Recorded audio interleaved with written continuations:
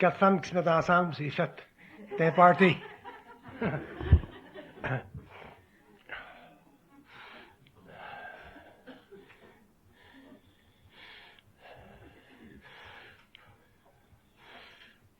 Bon. Si on continue dans le domaine de la psychologie évolutionnaire, je veux regarder avec vous le phénomène et le problème de la possession psychique. C'est très important de comprendre ça.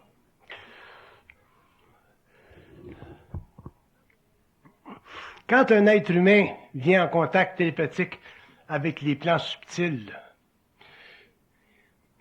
il se crée une transformation de sa conscience mentale.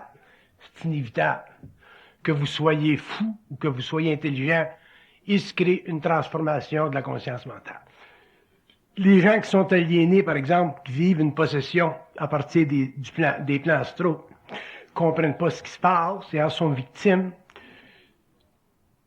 Mais l'homme conscient, en évolution de conscience, qui éventuellement en arrivera un jour à développer un lien universel, c'est-à-dire une conscience télépathique avec le plan mental, vivra jusqu'à un certain point ce qu'on peut appeler une déchéance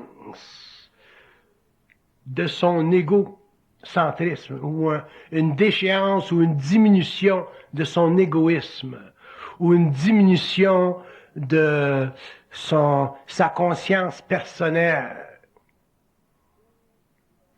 pour éventuellement bénéficier d'une fusion ou d'une unification avec un principe supérieur qu'on appelle son double. Mais dans le premier mouvement de cette conscience supramentale-là, dans le premier mouvement où le contact s'établit entre l'homme et l'invisible, et où l'ego n'est pas sien, où l'ego ne connaît pas les lois occultes derrière l'affaire, c'est là qu'on doit bien regarder le phénomène de l'union entre l'homme et les plans subtils. C'est là qu'on doit regarder le phénomène de possessivité, si vous n'aimez pas le thème possession. C'est là qu'on doit regarder le phénomène de conscience altérée. Et on doit le regarder d'une façon très, très objective. Quand je dis qu'on doit le regarder d'une façon objective, je veux dire qu'on ne peut pas se laisser spiritualiser dans ce phénomène-là. Si on se laisse spiritualiser dans ce phénomène-là, à ce moment-là, on devient victime éventuellement, parce que l'homme, sur le plan matériel, est une âme dans un corps matériel. Donc, l'homme n'a pas réellement beaucoup d'outils pour investiguer objectivement son contact avec les réalités parallèles. Et puisque nous passons de l'involution à l'évolution, c'est-à-dire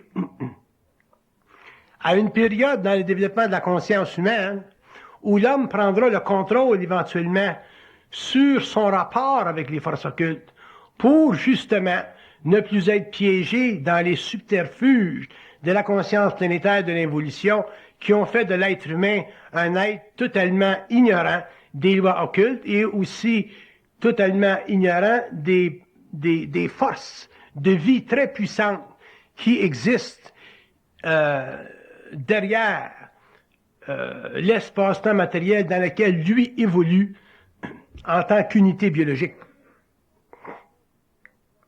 Alors, quand je dis que l'homme doit en arriver éventuellement à faire des études, moi, j'ai commencé à faire des études sur ce niveau-là, sur ce plan-là, et je suis sûr qu'au cours de l'évolution, d'autres hommes, d'autres êtres feront d'autres études, parce que c'est un domaine infini, la conscience, parce que quand on parle de conscience, on parle pas simplement du phénomène psychique de l'ego qui se traduit dans une forme de pensée, ou du phénomène psychique de l'ego qui se traduit dans une télépathie directe.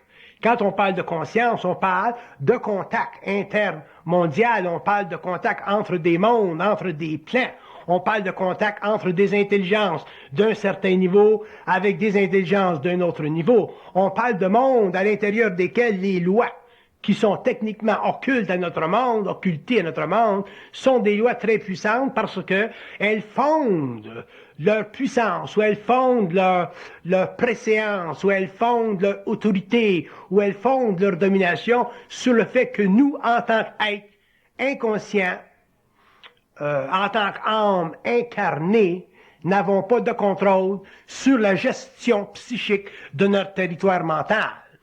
Et donc, comme on n'a pas de contrôle sur notre territoire mental à l'heure actuelle, c'est évident que lorsque un certain niveau de contact se fait ou s'établit entre l'homme et les plans parallèles, ben, il se crée sur la Terre une expérience particulière.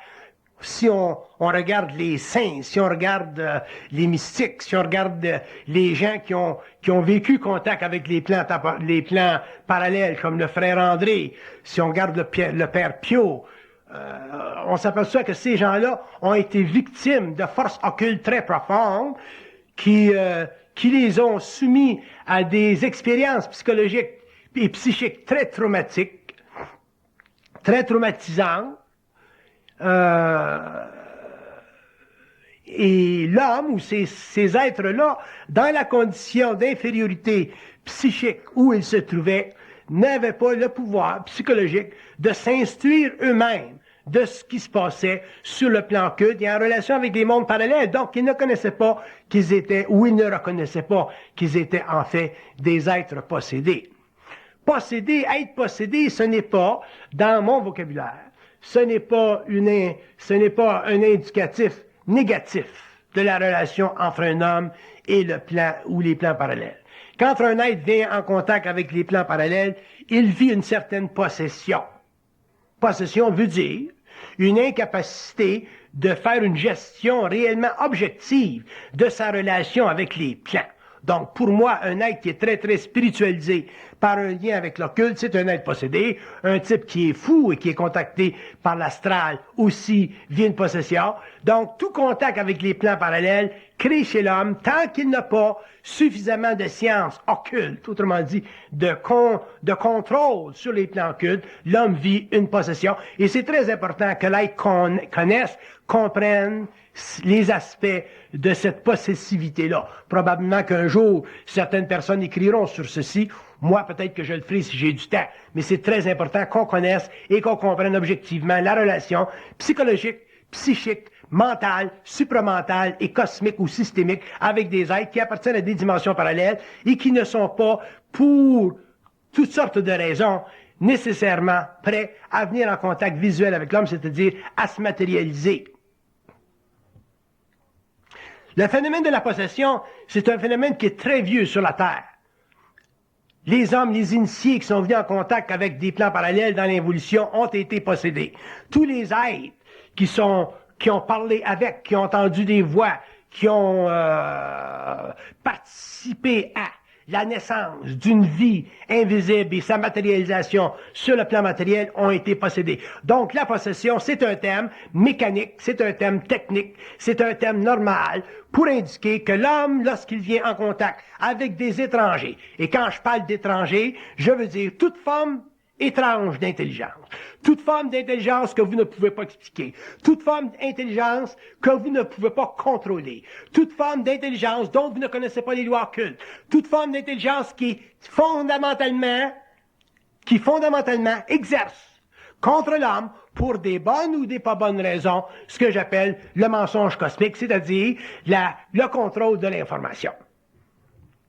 Alors, c'est évident qu'un être qui vient en contact avec des plans parallèles subit une étrange forme de manipulation que j'appelle la possession. Et on peut pas blâmer les êtres humains de cette expérience parce que c'est très occulte et ça fait réellement partie de l'ignorance occulte de l'humanité. Ça fait réellement partie du fait que nous sommes aujourd'hui, à la fin du XXe siècle, des êtres qui appartiennent à des races inférieures.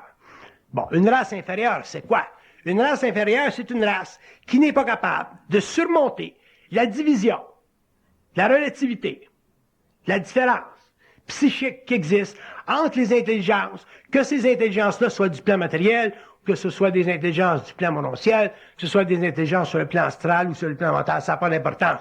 De l'intelligence, c'est universel, et de l'intelligence, ça ne se compartimentalise pas. C'est-à-dire qu'on ne peut pas dire qu'il y a des sortes d'intelligences qui sont plus évoluées que d'autres, et que parce qu'elles sont plus évoluées que d'autres, elles doivent dominer les plans inférieurs.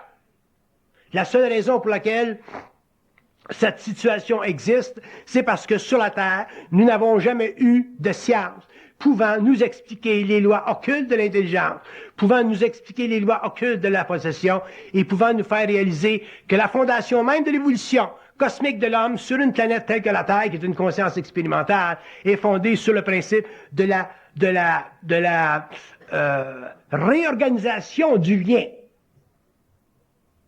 L'homme doit en arriver à réorganiser son lien avec l'invisible. L'homme doit en arriver à réajuster son lien avec l'invisible.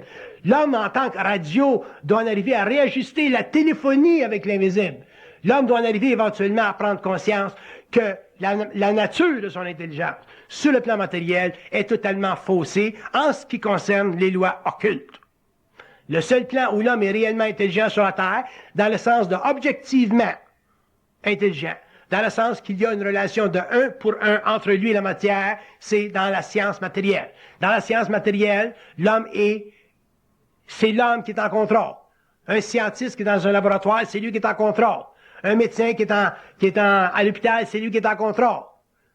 Mais aussitôt que l'homme traite avec des éléments qui sont extérieurs ou étrangers à sa conscience, des éléments qui ne sont pas manipulables par sa conscience, des éléments qui ne s'ajustent pas à sa conscience, l'homme devient automatiquement un être faible, un être affaibli, et il doit, par conséquent, au cours de l'évolution, en arriver à ériger méthodiquement une forme de science différente, mais extrêmement importante pour les hommes, qui seront invités au cours des siècles à venir à venir en contact ou à expérimenter ou à connaître des liens occultes avec des plans parallèles, que ce soit des esprits, que ce soit des extraterrestres, que ce soit des petits gris, que ce soit n'importe quoi, ça sans importance. L'homme ne doit pas être dominé dans sa conscience humaine sur la Terre par aucune intelligence, quel que soit son niveau, quelle que soit son origine, quelle que soit la progression psychique de son moi.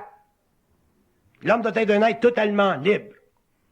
Mais pour être libre, il faut être capable de ne pas confondre sa relation avec les plans, ce qui veut dire que pour être libre, il faut réellement savoir, toujours savoir, et ne jamais oublier que les plans exercent contre l'homme, s'exercent contre l'homme, se meuvent contre l'homme, non pas parce qu'ils sont contre l'homme, mais parce que ça fait partie des lois inverses de la vie, et que tout ce qui est en dehors de la matière est dans un sens, un miroir, c'est-à-dire se manifeste en opposition. Donc, tout ce qui est esprit. Quand on parle d'esprit, quand j'emploie le terme esprit, j'emploie un terme qui définit une catégorie d'existence qui n'a rien à voir avec la forme. Une catégorie d'existence qui n'a rien à voir avec la forme, ça veut dire une catégorie d'existence que vous ne pouvez pas contrôler. Si l'homme n'est pas capable de contrôler une catégorie d'existence ou une catégorie d'intelligence, il traite avec de l'esprit. Même si l'esprit est matérialisé et que l'homme traite avec ce que vous appelez des petits gris, ou que l'homme traite avec ce que vous appelez des extraterrestres, ou que l'homme traite avec des matérialisations astrales, ou que l'homme traite avec des poltergeists ou des formes ectoplasmiques. À partir du moment où l'homme traite avec un esprit qu'il ne peut pas amener sous son contrôle, l'homme doit faire attention et se considérer comme étant une victime possible de l'empire des forces occultes.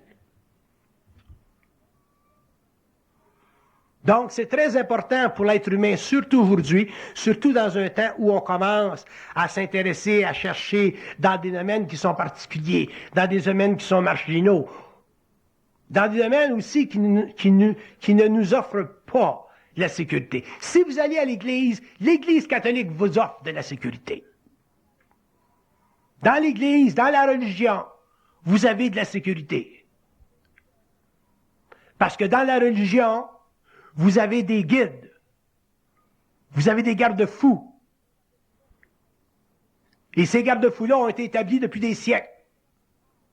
Par contre, aussitôt que l'homme sort des domaines de la vie normale, aussitôt que l'homme sort et fait une investigation de ce qui est marginal, aussitôt que l'homme sort et commence à entreprendre de la recherche dans des domaines qui, pour des bonnes raisons, sont considérés négatifs et dangereux par l'Église. Parce que l'Église est techniquement anti-occulte. Elle est techniquement anti-ésotérique. Et l'Église a raison parce que l'Église sait très bien qu'il y a beaucoup de manipulations à partir des plans subtils contre l'homme.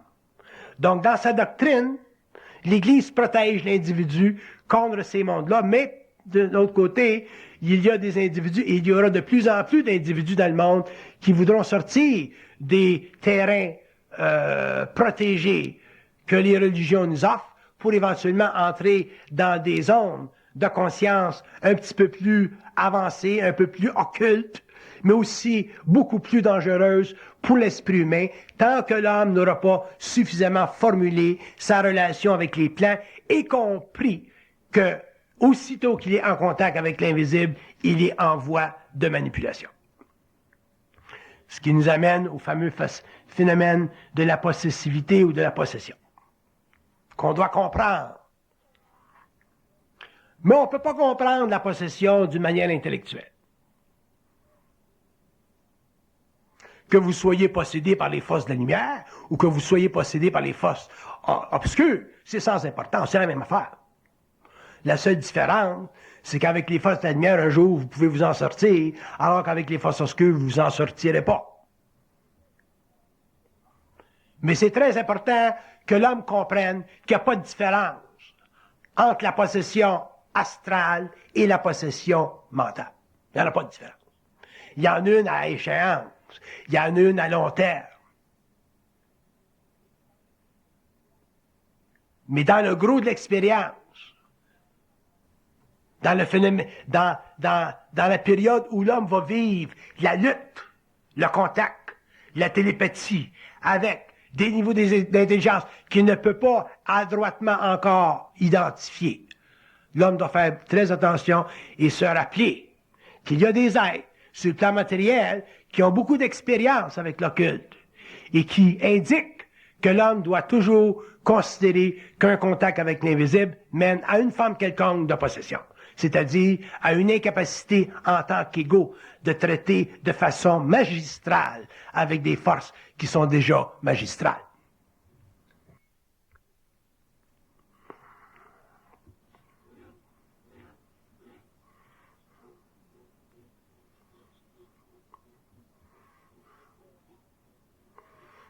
Quand on parle de l'involution, puis qu'on fait la distinction entre l'involution puis l'évolution, on parle de cette période où l'homme est en contact avec la matière, contre cette période où l'homme va venir de plus en plus en contact avec des mondes parallèles ou avec des formes d'énergie spiritualisée.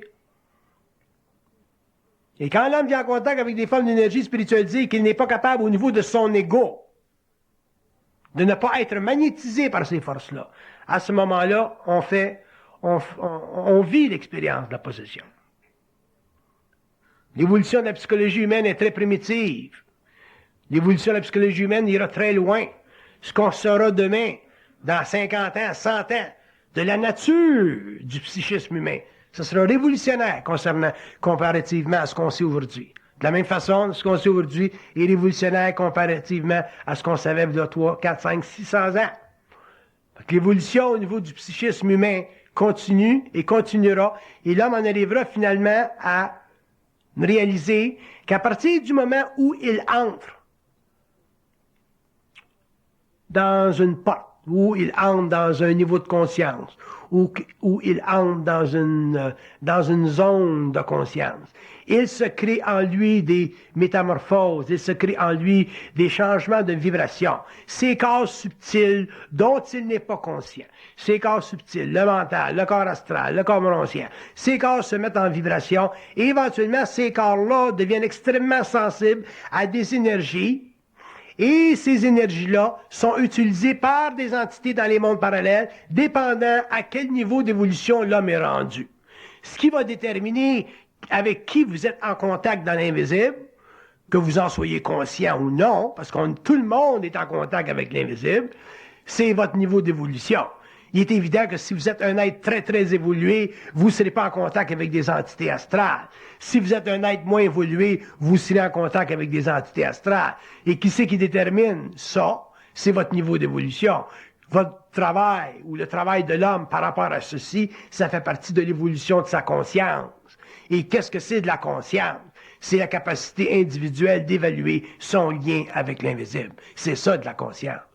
Un homme qui a une grande conscience est capable d'évaluer seul, parce que tu peux pas évaluer à travers les autres, mais un homme est capable d'évaluer seul son lien avec l'invisible, avec les plans parallèles. À ce moment-là, il est capable de traiter éventuellement sur un même pied d'égalité avec cette intelligence-là et éventuellement en arrive à se libérer de la possession, c'est-à-dire à intégrer son énergie et éventuellement avoir les forces occultes travailler pour lui sur le plan matériel. Mais avant que l'homme soit capable de commander aux forces occultes, il va avoir beaucoup de pain à manger. Pourquoi? Parce que premièrement, l'homme, c'est un être qui est naïf.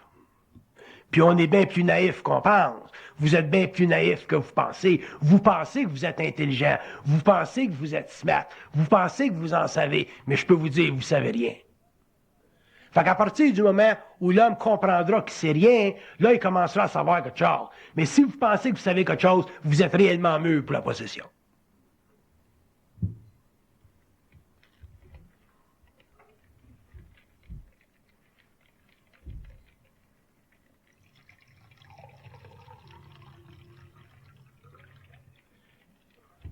Vous pouvez vous permettre d'être spirituellement orgueilleux parce que vous n'êtes pas en danger encore. Mais le jour où vous allez venir en contact avec les forces occultes, sur le plan télépathique du mental, ou sur le plan astral, à ce moment-là, vous allez voir que votre petit orgueil va sauter. C'est là que vous allez réaliser que vous n'êtes pas aussi intelligent que vous pensez. Fait que la première chose à faire, quand on veut commencer à intégrer les énergies de la conscience, c'est de réellement se regarder le nombril et de voir et d'évaluer jusqu'à quel point on est orgueilleux. Je peux vous donner des mesures, des règles de mesure. Comment évaluer votre orgueil spirituel? Parce que c'est tout de l'orgueil spirituel. Si vous pensez que vous êtes intelligent, vous êtes déjà orgueilleux. Si vous pensez que vous en savez beaucoup, vous êtes déjà orgueilleux. Si vous pensez que vous savez tout puis vous comprenez tout, vous êtes réellement orgueilleux. Puis si vous pensez que vous en savez plus qu'un autre qui est plus simple que vous autres, vous êtes encore orgueilleux. Puis peut-être qu'un jour, c'est cette personne-là que vous aurez besoin, parce que c'est cette personne-là qui vous sortira de la merde. Parce que cette personne-là pourra vous dire des choses que vous, avec votre orgueil, sur le pinacle de votre autorité, vous ne voulez pas écouter parce que vous pensez que vous êtes smart. Quand vous allez à l'université, vous avez un doctorat, vous pouvez vous permettre d'être orgueilleux. Vous avez travaillé fort, ça fait partie de la psychologie humaine, ça fait partie de votre ignorance psychologique, ça fait partie d'un certain domaine que vous avez appris à contrôler puis à dominer, c'est-à-dire la science matérielle. Mais quand vous commencez à traiter avec les esprits, les fantômes, les ectoplasmes, les moroncialités et les entités des autres mondes, sans parler de tout ce qui existe, et que vous vous permettez de penser que vous êtes avancé, vous êtes réellement au pied du mur. Puis le mur, mais ça va être la plaque de votre propre tombe, parce que on commence seulement à comprendre l'invisible. Ça n'a jamais été compris sur la Terre.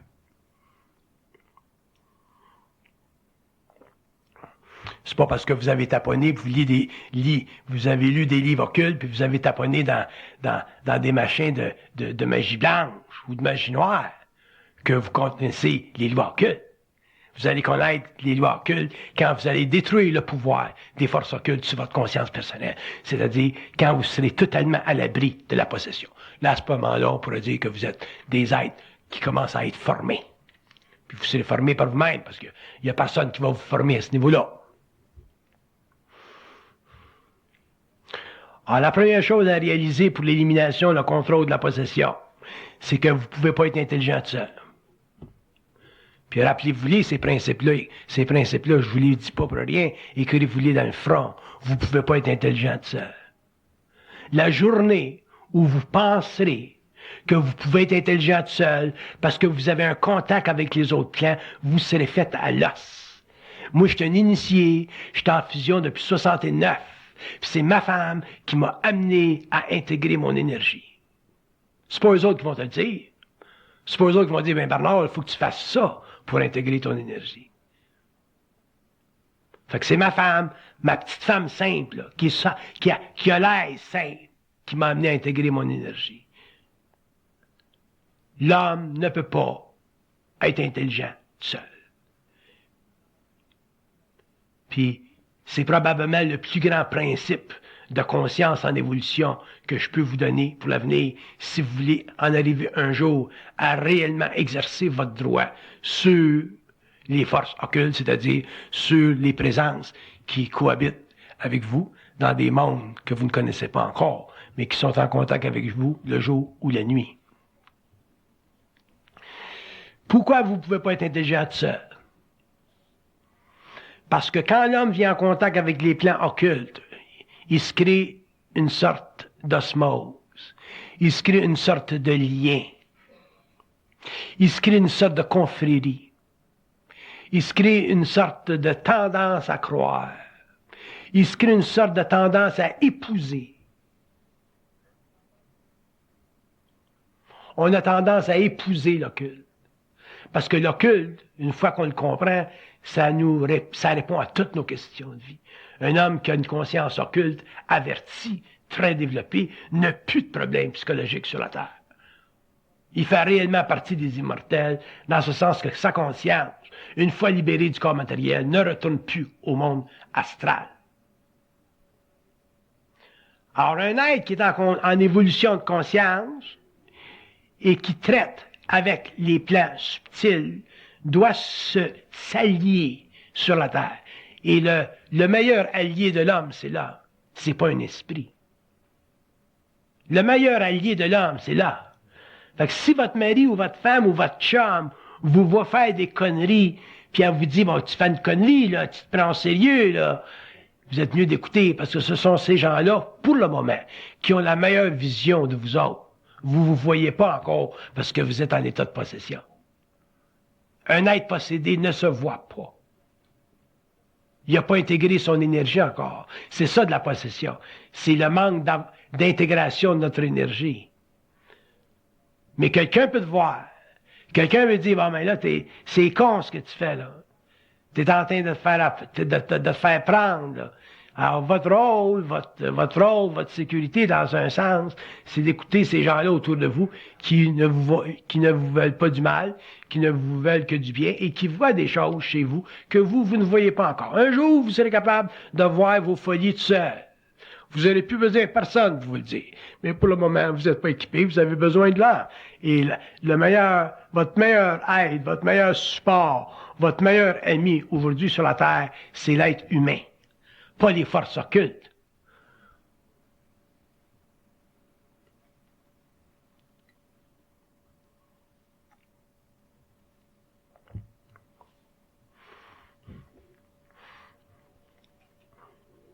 Le Christ ne serait pas mort sur la croix s'il avait connu les lois occultes.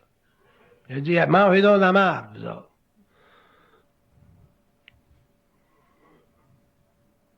Les initiés n'auraient pas souffert des souffrances qu'ils ont souffert s'ils avaient connu les lois occultes. Puis les gens vont dire, ah ben oui, mais c'était sa mission.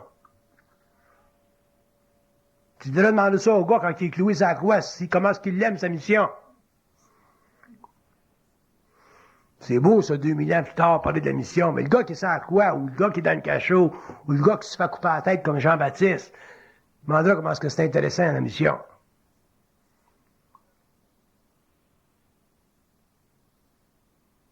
En tout cas, je suis pas une personne à aller dans le passé puis faire allusion aux anciens initiés. Mais je peux vous dire qu'il est temps que les initiés deviennent intelligents. Puis ils vont le devenir. Parce que l'homme sur la terre, il en a ras-le-bol. À partir des initiés, il en a ras-le-bol de se faire manipuler par les plans. Puis quand l'homme pourra parler avec les plans, comme moi je suis capable de parler avec les plans, l'homme verra que, effectivement, c'est des grands manipulateurs. Ça fait partie des lois de l'évolution. Puis l'homme a extrêmement souffert. La Terre, c'est une planète expérimentale. La conscience humaine, c'est une conscience expérimentale. Ce n'est pas une conscience créatrice. Il n'y a absolument rien de créateur dans la conscience humaine. Même le génie humain vient des forces et des plans astraux. La conscience créatrice, si elle existait sur la Terre, premièrement, l'homme ne serait même pas sur la Terre, il serait sur une autre planète. Donc, la conscience créatrice n'existe pas sur la Terre. L'homme n'a pas de conscience créatrice. L'homme a toujours été manipulé par les plans.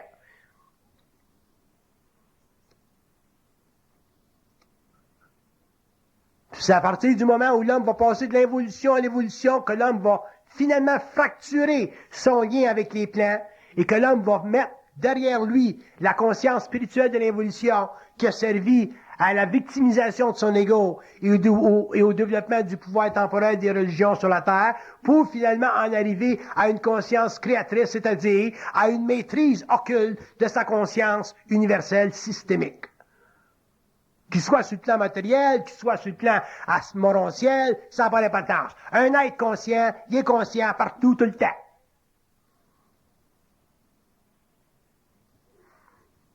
Mais le problème qui existe aujourd'hui, c'est que les êtres qui sont en évolution de conscience dans le monde, que ce soit en Europe ou aux États-Unis, n'importe où, en Orient, tous les êtres qui sont en évolution de conscience sont des êtres qui sont bons. Du bon monde. Il y a personne ici dans la salle qui a la nature de meurtrier, qui vole. Les gens qui sont dans la salle, c'est des gens du bon monde. On dit c'est du bon monde. Le bon monde est en évolution. Le bon monde cherche.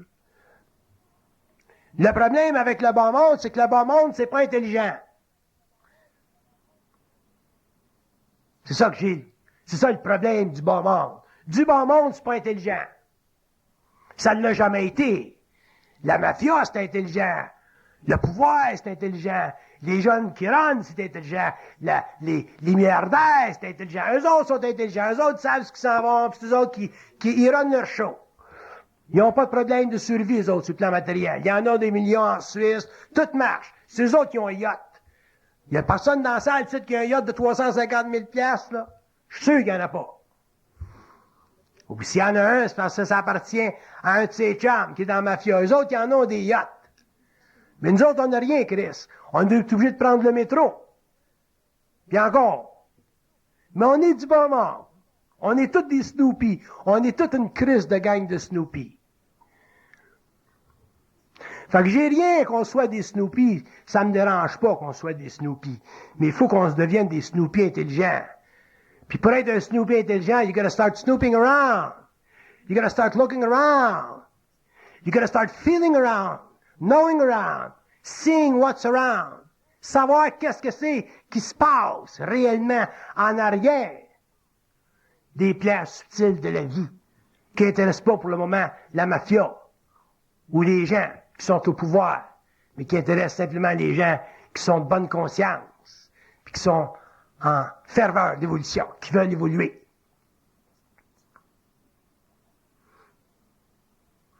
Fait que le monde est divisé en deux, puis il est bien divisé en deux. Les niaiseux, nous autres, puis ceux qui sont un petit peu plus au parfum, qui se promènent en jet privé. Bon, ben nous autres, on a opté pour pas appartenir à ceux qui se promènent en jet privé, pas parce qu'on veut pas se promener en jet privé, mais parce que on n'a pas la vibration, on n'a pas la programmation, ça fait pas partie de notre programmation. Pourquoi? Parce que les êtres qui ont une grande sensibilité, qui sont inconsciemment en contact avec des plans un petit peu plus élevés, sont toujours, sur le plan matériel, réduits à vivre des vies difficiles. Le Christ n'est pas né d'un palais, il est né d'une cabane, avec de la crotte de chien et de la crotte de vache.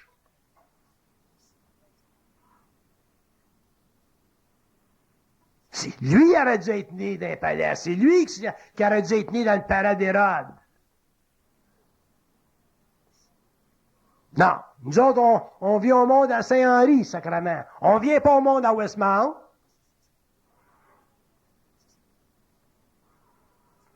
Fait qu'à partir du moment où on comprend ça, on commence à s'enligner, puis on commence petit à petit à réaliser que l'être humain sur la Terre, pour une raison ou une autre, C'est un être qui est totalement sujet à une programmation. Il est très manipulé. Et à partir du moment où il commence à réellement comprendre ça, là, il peut commencer à changer sa vie et mettre un frein à l'abrutissement, la victimisation et le contrôle occulte de sa conscience planétaire.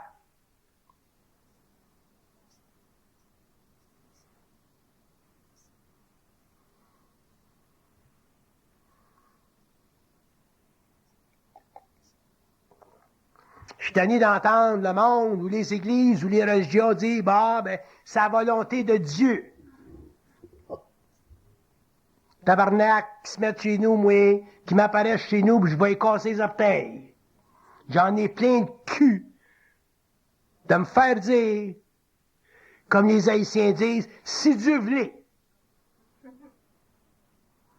Fait que la manipulation de l'homme, puis ça s'en vient, ça, parce que il y en a qui sont un petit peu plus en avant dans ce domaine-là, là.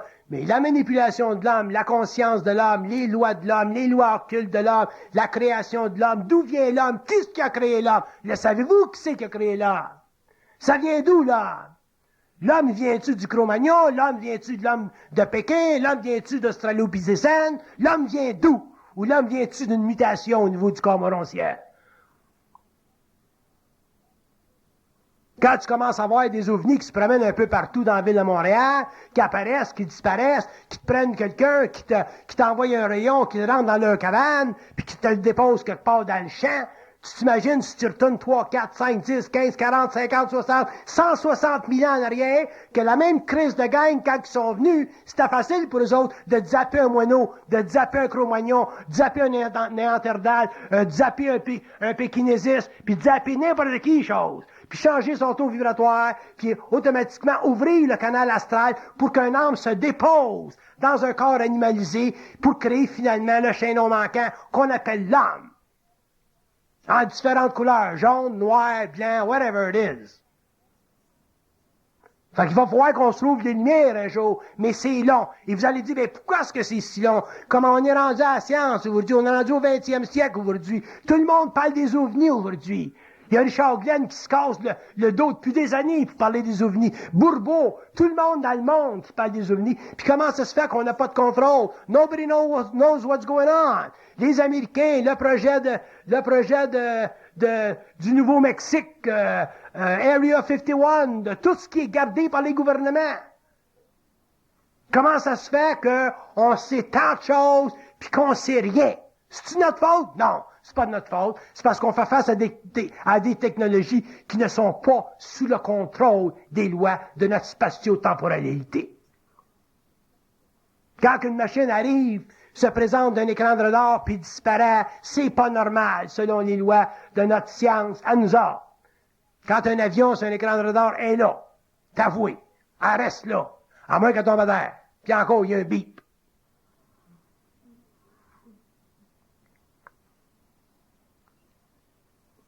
Alors, on ne peut pas demander, puis il y a des raisons, puis il y a des bonnes raisons pourquoi les gouvernements peuvent garder l'information secrète. Pas de problème. C'est pas là mon problème. Le problème, de la façon dont je le vois, c'est celui qui fait en sorte que l'homme, sur le plan matériel, en tant que conscience expérimentale, n'est pas disposé, pour le moment, à venir en contact objectif avec des niveaux d'intelligence qui sont capables de l'instruire de la relation étroite qui existe entre la Terre et d'autres civilisations. Pourquoi? Parce que l'homme demeure encore aujourd'hui un être protégé. Par qui? L'homme demeure un être protégé par des forces qui veulent garder sur lui le pouvoir, et ces forces-là, on les appelle les forces sataniques. Pourquoi? Parce que, j'utilise pas le terme satanique dans le sens judéo-chrétien ou dans le sens moral du terme.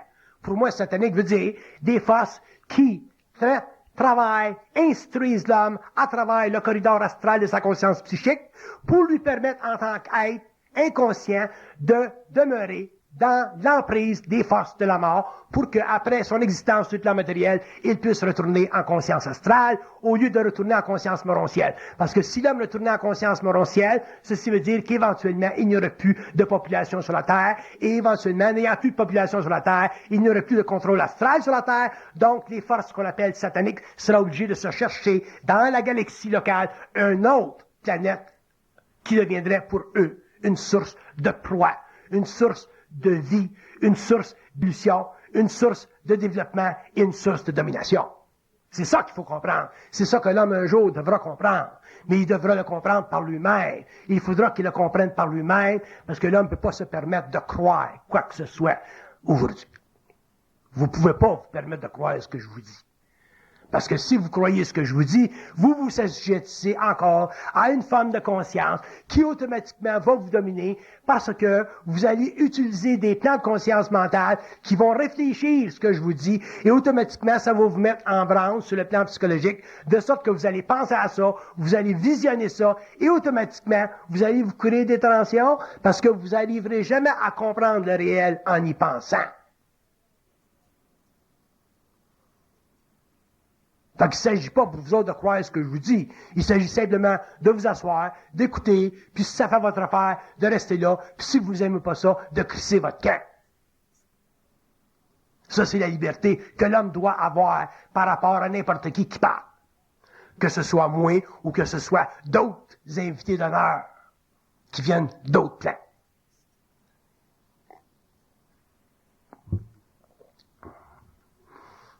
C'est pas évident pour l'homme de l'évolution de s'imaginer qu'il existe et que ça fait partie des lois involutives. Le mensonge cosmique. Pourquoi? Le mensonge cosmique existe parce que l'homme n'est pas suffisamment libéré de son âme. L'homme est trop astral.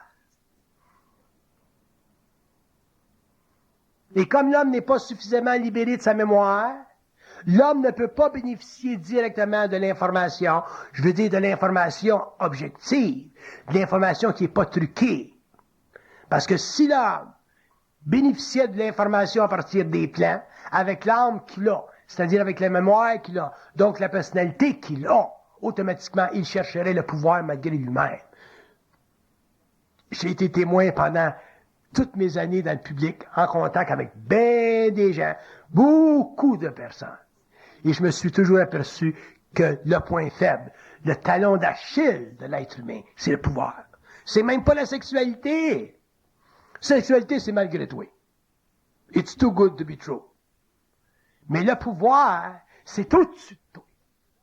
Ça va te chercher par en arrière. Pourquoi? Parce que le pouvoir te donne une chance de maximaliser la prétention psychologique de ton ego à l'autorité certaine de ta puissance. C'est ça que c'est dangereux, le pouvoir. Le sexe, tu sais pas. Tu peux rentrer à la litre le soir, ça marche. Le lendemain, ça marche pas. T'es fait à l'os. Un gars qui couche avec sa femme le soir, puis ça marche, puis le lendemain matin, ça marche pas. Ou ça marche pas pantoute, je te dis qu'il se pose bien des questions sur son pouvoir. Il n'y a pas grand pouvoir. Après, il dit, ouais, tu n'as pas grand pouvoir dans ton petit pouvoir, hein? Mais quand tu parles du pouvoir psychologique, quand tu parles du pouvoir du mental, quand tu parles de la science, quand tu parles de l'impression de savoir, quand tu parles de l'impression de contrôler ou le vouloir ou le désir de contrôler, c'est là que tu commences à traiter avec le talon d'Achille de l'homme. Et les forces occultes du mental ne sont pas intéressées à faire de l'homme un magicien. Elles ne sont pas intéressées à donner à l'homme le pouvoir parce qu'elles savent très bien que l'homme n'est pas capable d'exercer le pouvoir. Pourquoi? Parce que l'homme n'est pas suffisamment transparent. Pourquoi? Parce que l'homme n'est pas suffisamment réel. Pourquoi? Parce que l'homme ne connaît pas les lois occultes.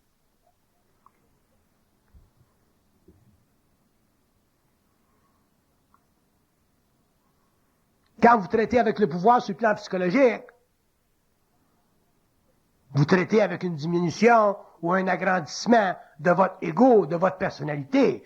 Mais quand vous traitez avec le pouvoir sur le plan occulte, dans le sens mental du terme, quand vous traitez du pouvoir en relation avec les forces, quand vous parlez du pouvoir dans le sens que les forces vous transmettent une vibration qui vous permet sur le plan matériel d'exercer une certaine domination à un certain niveau ou dans le cadre d'une certaine expertise, vous devez être transparent si vous travaillez avec des forces occultes du mental.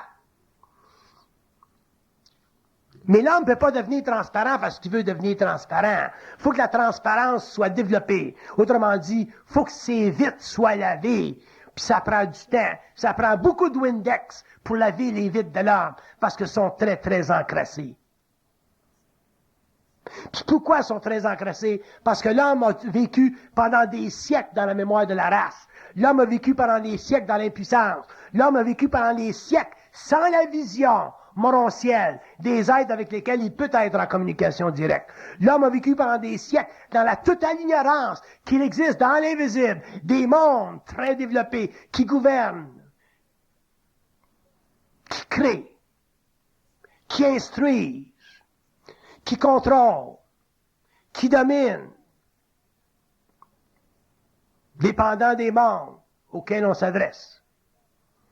C'est bien beau parler des mondes de lumière, puis c'est bien beau parler des mondes des ténèbres ou des mondes sombres, mais ça veut dire quoi? L'homme ne connaît pas la différence.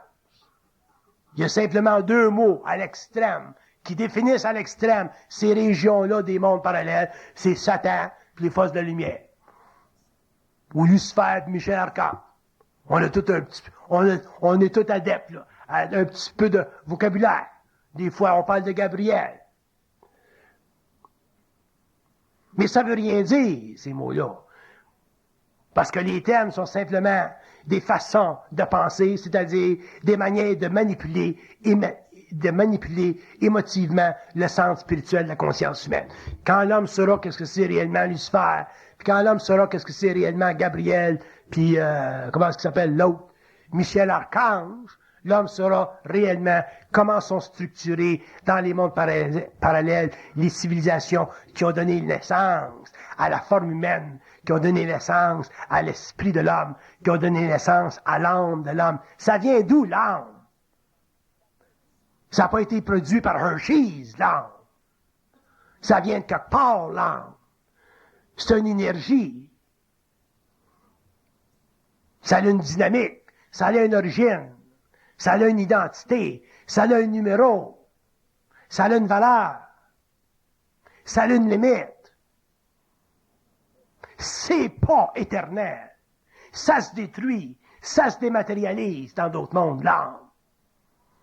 Fait qu'est-ce qui reste à l'homme en tant qu'identité si son âme est déjà menacée d'extinction dans des mondes dont il ne peut même pas prendre conscience sur le plan matériel?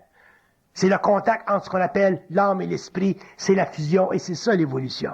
Et c'est ça qui permettra un jour que l'homme puisse passer d'une dimension à une autre, en arriver finalement à reconnaître ses maîtres, mais à ne plus jamais être esclave de ces calices-là.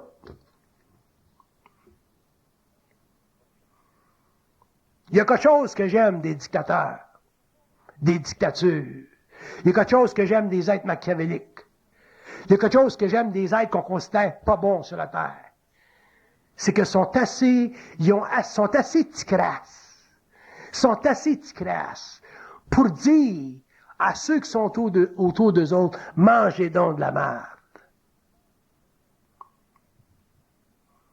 Il y a quelque chose, une sorte de force en eux autres qui leur permet de même si elle n'est pas réelle, même si elle est fictive, même si elle est basée sur une grande faiblesse, il y a une sorte de force en eux autres qui leur permet de toujours garder leur tête au-dessus de l'eau. Tandis que nous autres, on passe notre temps à avoir la tête en dessous de l'eau.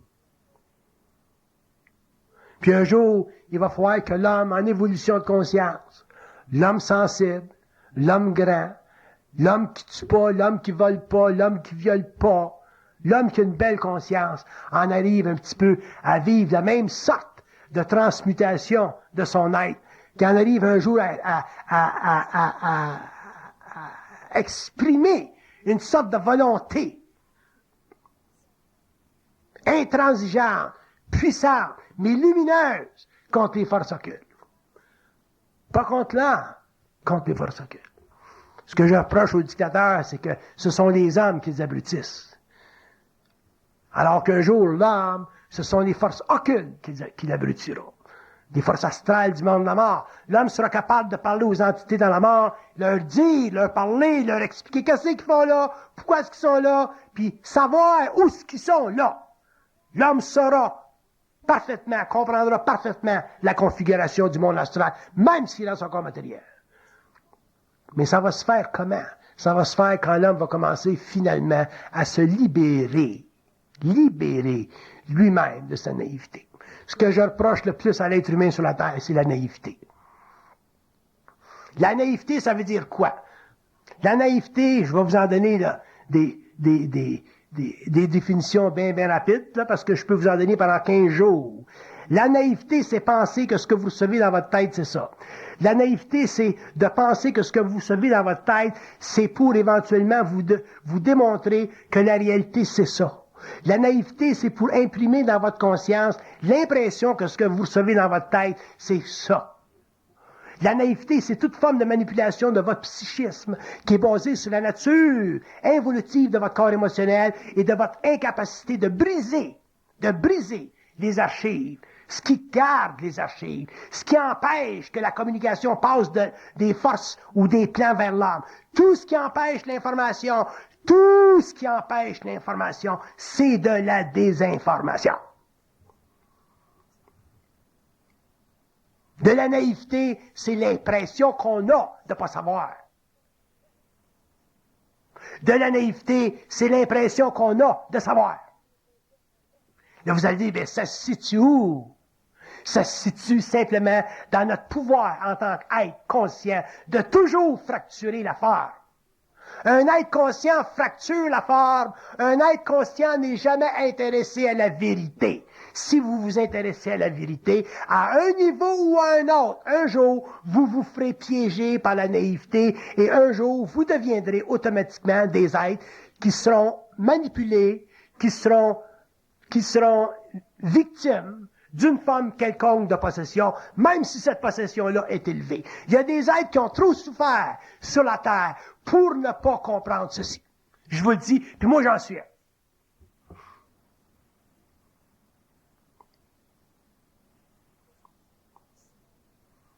L'homme ne peut pas se permettre d'être naïf en ce qui concerne les plans occultes.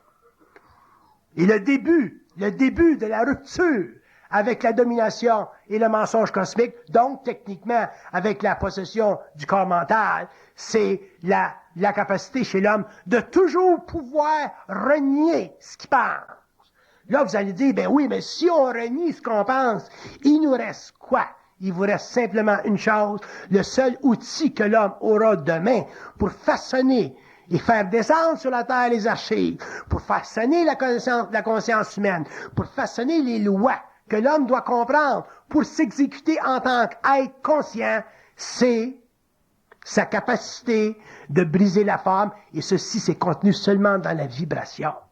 C'est la vibration qui est pour l'homme l'outil. C'est la vibration qui est pour l'homme le moyen ou le médium de travail. Parce que dans la vibration, il n'y a aucune réflexion. Dans la vibration, l'ego n'est pas participant. Dans la vibration, l'homme est en syntonisation instantanée avec son principe universel. Appelez-les comme vous voulez, le principe universel. I don't give a shit.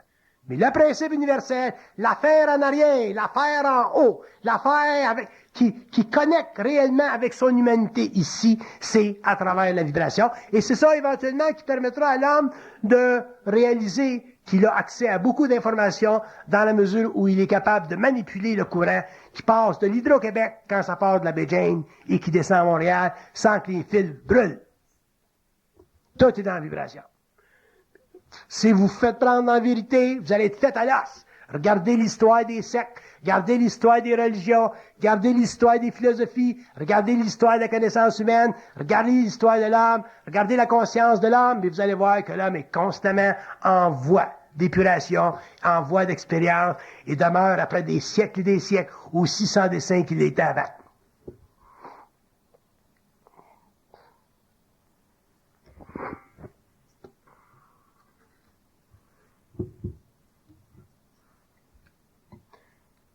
J'ai 25 ans d'expérience avec ces chiens-là, je les connais.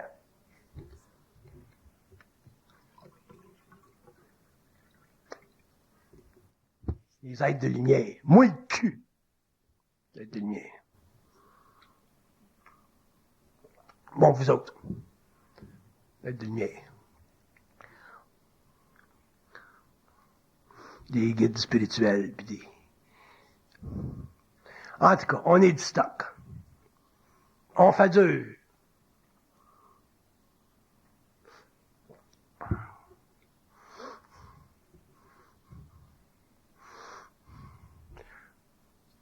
Si l'être humain est capable, l'être humain, des beaux parleurs comme moi, là, si l'être humain est capable de nous empiceter, imagine-toi ce que ces sacrements-là sont capables de faire.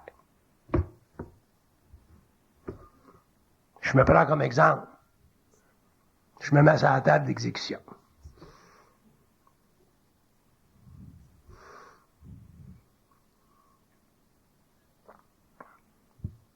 Quand je vous dis que le mensonge, c'est pas la déformation de vérité, ça va bien plus loin que ça. Le mensonge, c'est de la désinformation. C'est du mensonge. Fait que pour vous expliquer un principe, même si je connais les lois occultes en arrière, parce qu'il y a un processus d'évolution qui est nécessaire alors, mais si tu es incapable de dire à ton double, à quelle heure l'autobus arrive à soir, puis il dira l'autobus arrive à 7h15. Bon, il est supposé d'arriver le crise d'autobus à 7h15. S'il arrive à 7h, ou s'il arrive pas, c'est du mensonge.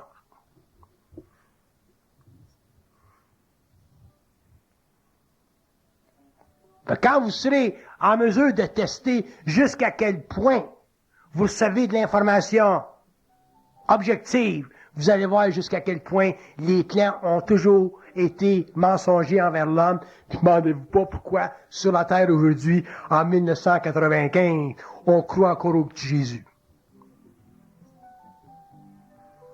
J'ai rien contre le petit Jésus. C'est une belle forme pour bien du monde, puis je suis pas intéressé à y toucher cette forme-là. Mais je peux vous dire une chose que je vous dirai pas.